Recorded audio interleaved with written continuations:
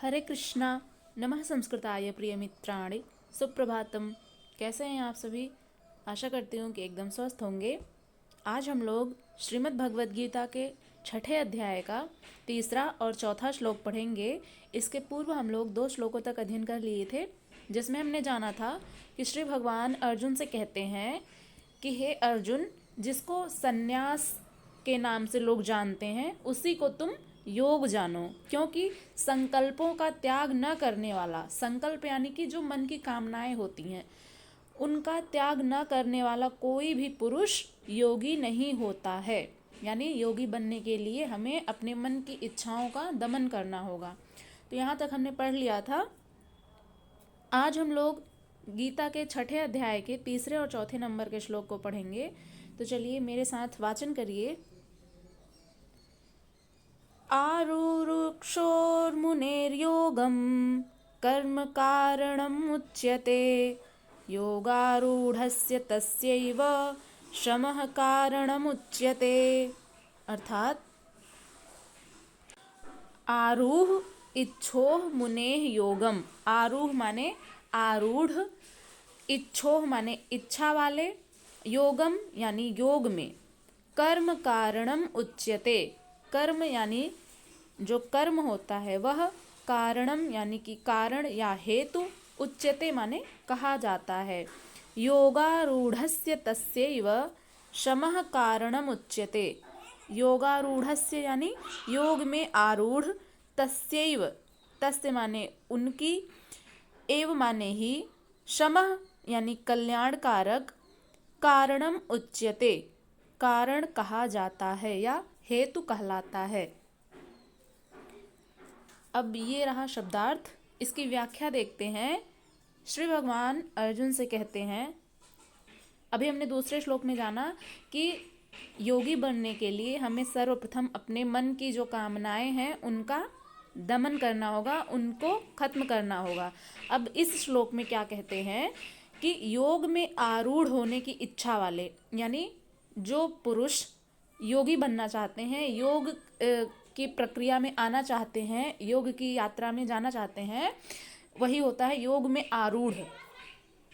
तो जिन व्यक्तियों का मन योग में जाने की इच्छा कर रहा है, जिन व्यक्तियों का मन, ऐसे इच्छा वाले मननशील पुरुष के लिए योग की प्राप्ति में निष्काम भाव से कर्म करना ही हेतु कहा जाता है। अब जो लोग योगी बनना चाह रहे हैं उनका क्या कर्म होना चाहिए? निष्काम भाव से। जो भी कर्म करें वो निष्काम भाव से हो, क्योंकि निष्काम भाव के बिना कोई भी योगी नहीं बन सकता है। तो सबसे पहले निष्काम भाव का अर्थ होता है कि बिना कामनाओं के, यानी कामना रहित होकर अपना कर्म करना। तो निह का अर्थ होता है बिना, काम का अर्थ होता है इच्छा। तो बिना इच्छा के जो कर्म किया जाता है वह होता है निष्काम कर्म। तो इसके बिना कोई योगी नहीं बन सकता है। तो यही बात कह रहे हैं श्री कृष्ण अर्जुन से तीसरे श्लोक में कि जो लोग जो योगी बनना चाहते हैं, जो भी व्यक्ति योग में आरूढ़ होने की इच्छा रख रहे हैं, ऐसे मननशील पुरुष के लिए योग की प्राप्ति में सर्वप्रथम निष्काम भाव से कर्म करना पड़ेगा। और योगारूढ़ हो जाने पर उस योगारूढ़ पुरुष का जो सर्व संकल्पों का अभाव है वही कल्याण में हेतु कहा जाता है। अब इसका क्या प्रभाव पड़ेगा? जो हम निष्काम भाव से कर्म करते हैं उसका क्या परिणाम मिलेगा हमें? तो वो हमारा कल्याण करता है, उससे हमारा जो जीवन है उसका कल्याण होता है। और यानी कि कहने का भाव यह है, श्री भगवान कहते हैं कि निष्काम भाव से जो लोग भी योगी बनना चाहते हैं, तो या फिर जो लोग योगस्थ होना चाहते हैं, परमात्मा का चिंतन करना चाहते हैं, परमात्मा से साक्षात्कार करना चाहते हैं, तो ऐसे लोगों को योगी बनने के लिए, योग में आरूढ़ होने की जिनकी इच्छा है, ऐसे लोगों को सर्वप्रथम निष्काम भाव से कर्म करना चाहिए। तो इसका क्या परिणाम प्राप्त होता है कि उनके निष्काम भाव से किए जाने वाले कर्म का परिणाम यह होता है कि उन्होंने निष्काम भाव से कर्म किया तो वो उनके कल्याण का हेतु बनता है। तो उस व्यक्ति का कल्याण होता है, और कल्याण का हेतु क्या होता है? निष्काम भाव से किया जाने वाला उसके द्वारा कर्म। तो ये होता है। अब अगले श्लोक की तरफ बढ़ते हैं। जो चौथा श्लोक है उसको पढ़ते हैं। यदा हिनेन्द्रियार्थेषु न कर्म स्वनुषज्जते सर्वसंकल्प सन्यासी योगारूढ़स्तदोच्यते। अर्थात श्री भगवान कहते हैं, सर्वप्रथम इसका शब्दार्थ देखते हैं, उसके बाद इसकी व्याख्या। तो यदा, यदा माने जब, ही माने क्योंकि, नेन्द्रियार्थेषु न माने नहीं, इंद्रियार्थेषु यानी इंद्रियों के, अर्थेषु यानी उसके जो विषय होते हैं, वह न माने नहीं, कर्म यानी कि जो कर्म होता है वह स्वनुषज्जते, स्वनुषज्जते अर्थात आसक्त होता है। सर्व संकल्प सन्यासी, सर्व माने सभी, संकल्प यानी संकल्पों का, सन्यासी यानी कि जो सन्यासी होते हैं, जो त्यागी पुरुष होते हैं, योगी जन होते हैं, वे योगारूढ़ तद उच्यते। योगारूढ़ यानी योगारूढ़, तत् उच्यते, तत् माने उसे, उच्यते माने कहा जाता है। ये रहा शब्दार्थ। अब इसकी व्याख्या देखते हैं। श्री भगवान अर्जुन से कहते हैं कि जिस काल में न तो इंद्रियों के भोगों में और न कर्मों में ही आसक्त होता है, उस काल में सर्व संकल्पों का त्यागी पुरुष योगारूढ़ कहा जाता है। यानी जिस काल में, जिस भी समय में न तो इंद्रियों के भोगों में, और इंद्रियों के जो भोग होते हैं, जो हमारी 5 इंद्रियां होती हैं, उनके अलग अलग विषय होते हैं। तो जैसे हमारी चक्षुर इंद्रिय है तो उसका विषय हो जाएगा रूप। तो इसी प्रकार से जो अन्य 5 इंद्रियां हैं उनका भी एक विषय होता है। तो हमारी जो 5 इंद्रियां होती हैं, जैसे आँख, कान, नाक, जीभ और त्वचा, तो इनका अपना अपना एक विषय होता है। जैसे चक्षुरेंद्रिय का विषय है रूप, तो वह अपने विषय का भोग करती है। जैसे हमारी आँखें हैं तो वो किसी विषय वस्तु की, किसी व्यक्ति की स्वरूप को, उसके रूप को देखेगी, तो वो उसका विषय हो जाता है, और हमारी चक्षुरेंद्रिय उसका भोग करती है। तो इसी प्रकार से जो हमारी अन्य इंद्रियां हैं, जैसे कर्णेंद्रिय है तो उसका जो विषय है वो शब्द है, उससे हम सुनते हैं। तो इसी प्रकार से जो अन्य भी हैं उनका अपना अपना एक विषय होता है।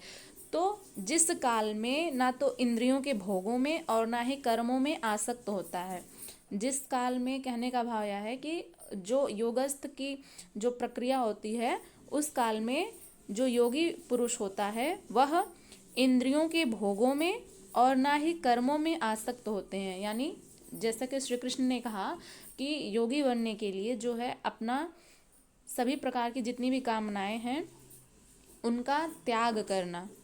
तो इसलिए इंद्रियों के भोग, जो इंद्रियों के विषय होते हैं, उनमें ना लग करके और ना ही कर्मों में आसक्त होता है। तो कर्मों में यानी कि कर्मों के प्रति जो उसका परिणाम निकलता है उसमें वो आसक्त नहीं होते हैं, इसलिए उन्हें कर्म के बंधन भी नहीं बांध पाते हैं।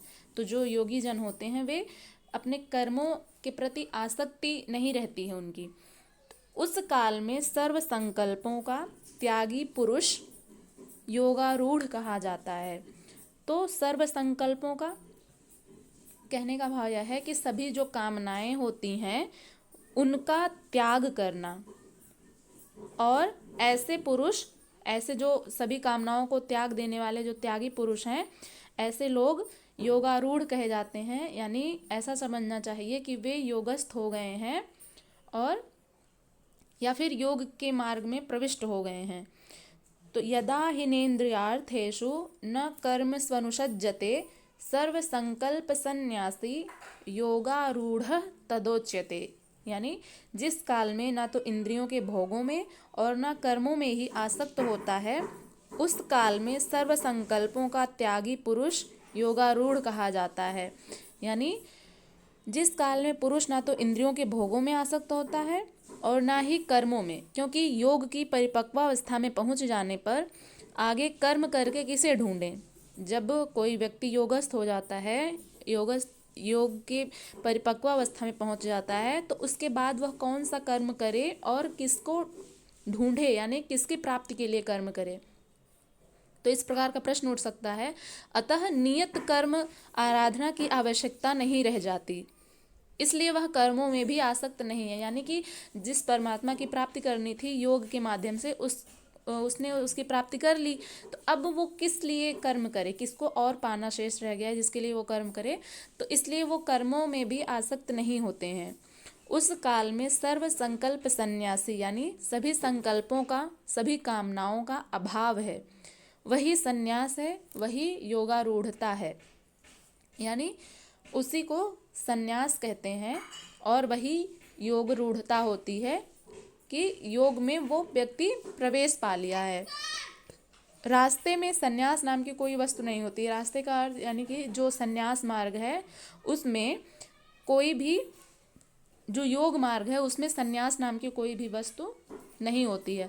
अब इस योग रूढ़ता से क्या लाभ होता है, जो योगारूढ़ हो जाते हैं पुरुष, तो योगारूढ़ बनने से क्या परिणाम निकलता है, उससे क्या लाभ होता है, इसको अगले श्लोक में जानेंगे।